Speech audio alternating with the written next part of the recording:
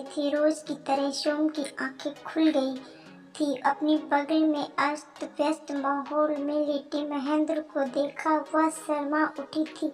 वह उठने के लिए कसाई तो महेंद्र ने उसे अपनी बाहों में जकड़ लिया था। उठने भी दो, काम पर जाने में देर हो जाएगी। आज काम से छुट्टी, हम लोग आज अपना हनीमून मनाएंगे। वाह वाह, क्या कहने। पुरानी कड़वी बातें याद करके वह गंभीर हो उठी। बोली, यह बहुत अच्छा हुआ कि अपन लोगों को शहर की इस कॉलोनी में मकान मिल गया। यहाँ किसी को किसी की जात से मतलब नहीं है। सही कह रही हो। जाने कब समाज में ऊंच नीच के भेदभाव समाप्त होंगे। लोगों को क्यों नहीं समझ में आता कि सभी इंसान एक समान है। महेंद्र बोला था, वह तो सब ठीक है, लेकिन अब उठने भी दो। आज हमारे नए जीवन का पहला दिन है। यहाँ क्षण फिर से तो लौट कर नहीं आएगा। आज मैं तुम्हारी बाहों में बाहें डालकर मस्ती करूँगा। इस पल के लिए तुमने मुझे बहुत लंबा इंतजार करवाया है। आज जग्गा जासूस पिक्चर देखेंगे, बलदेव की चाट खाएंगे, राजा राम की शिकंजी पियेंगे। तुम जहाँ कहोगी वहाँ जाऊँगी, जो कहोगी वह करूँगा। आज मैं बहुत बहुत खुश हूँ। ओहो, केवल बातों से पेट नहीं भरने वाला है। पहले जाओ दूध और डबल रोटी लेकर आओ। मेरी रानी, दूध के साथ साथ आज तो जलेबी और कचौड़ी भी लेकर आऊँगा। यह कहकर वह सामान लेने चला गया। वह उठकर रोज की तरह झाड़ू, बुहारू और बर्तन आदि काम निपटाने लगी थी, लेकिन आज उसकी आंखों के सामने बीते हुए दिन नाच उठे थे। अभी वह 25 वर्ष की होगी, परंतु अपनी इन आंखों में इतना कुछ देख लिया था। एक लड़की थी, बहुत ही खूबसूरत। जितनी वह सुंदर थी उतनी ही ईमानदार। न किसी से झूठ बोलना, न किसी से फालतू की बात करना, बस अपने काम से काम रखना।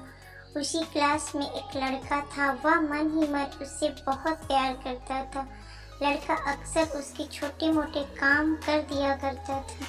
बदले में जब लड़की मुस्कुरा कर थैंक यू कहती तो लड़की की खुशी की सीमा नहीं रहती थी। एक बार की बात है, दोनों लोग साथ साथ घर जा रहे थे, तभी जोरदार बारिश होने लगी।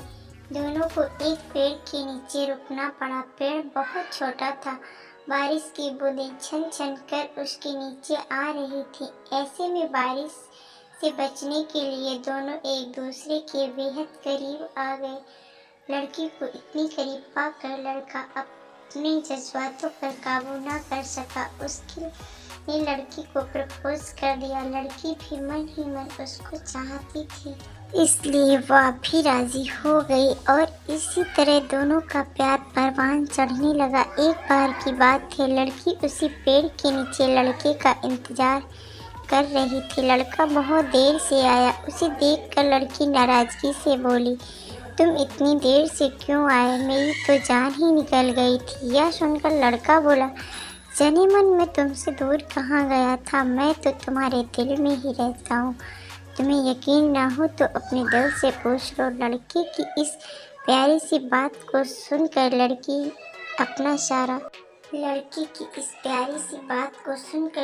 अपना सारा गुस्सा भूल गई। वह दौड़कर लड़के से लिपट गई। एक दिन दोनों लोग उसी पेड़ के नीचे बैठे बातें कर रहे थे। लड़की पेड़ के सहारे बैठी और लड़का उसकी गोद में सिर रखकर लेटा हुआ था। तभी लड़की बोली, जानू, अब तुम्हारी जुदाई मुझसे बर्दाश्त नहीं होती। तुम्हारे बिना एक पल भी मुझे 100 साल के बराबर लगता है। तुम मुझसे शादी कर लो, नहीं तो मैं मर जाऊंगी।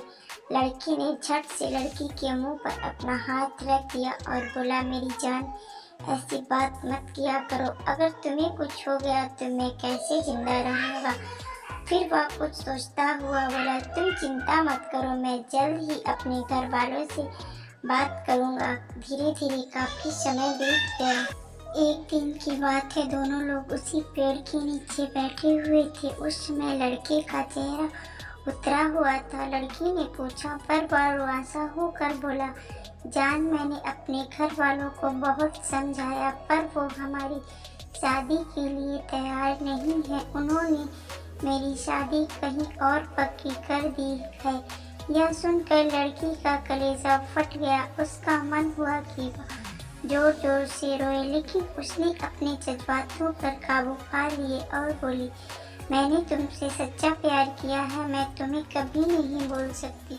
प्लीज़ मुझे माफ़ कर देना। लड़का धीरे से बोला, वैसे अगर तुम चाहो तो अब से हम एक अच्छे दोस्त रह सकती हैं। लड़की यह सुनकर जोर जोर से रोने लगी। लड़की ने उसे समझाया और फिर दोनों लोग रोते हुए अपने घर चले गए। देखते ही देखते लड़के की शादी का दिन आ गया। लड़के को यकीन नहीं था कि उसकी शादी में उसकी दोस्त जरूर आएगी, पर ऐसा नहीं हुआ। हाँ, लड़की का भेजा हुआ एक गिफ्ट पैक जरूर उसे मिला।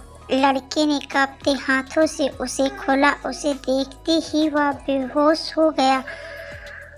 गिफ्ट पैक में और कुछ नहीं, खून से लथपथ लड़की का दिल रखा हुआ था और साथ ही में थी एक चिट्ठी जिसमें लिखा हुआ था, अरे पागल, अपना दिल तो लेते जा, वरना अपनी पत्नी को क्या देगा।